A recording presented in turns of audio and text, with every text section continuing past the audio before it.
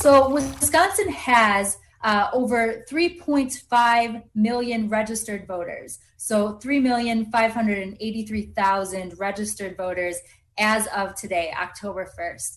And that number is up since even September 1st. We see 107,000 new registrations. So again, these could be new Wisconsin voters that are registering for the first time or new to the state, or they could be things like name or address changes as well if somebody's moved. And since January 1st of this year, the voter registration list is up by 276,000 voters since January 1st of those registrations that have happened. As of this morning, Wisconsin's local election officials have received more than 1.2 million absentee ballot applications. And they've also sent almost 1.2 million absentee ballot applications out as well, or they're processing all of those requests right now. And in addition to that, almost 400,000 absentee ballots have been received by local election officials. So voted ballots that have been sent back to their local election officials around the state.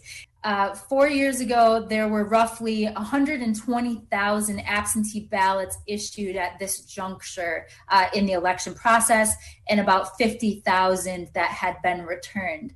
So again, that's 120,000 ballots that have been issued at this point versus the 1.2 million that we're seeing at this point. So quite a difference there.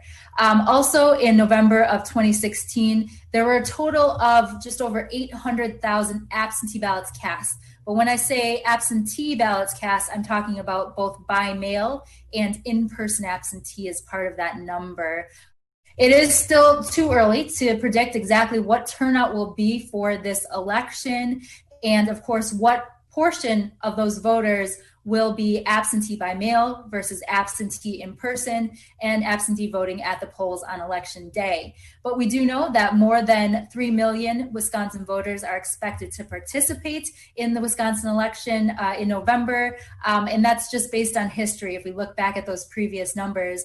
And so looking at that, there's about a third that have already opted to receive their absentee ballot by mail. And so now we'll have to see how many continue to opt for that option versus in-person absentee and in-person at the polls on election day.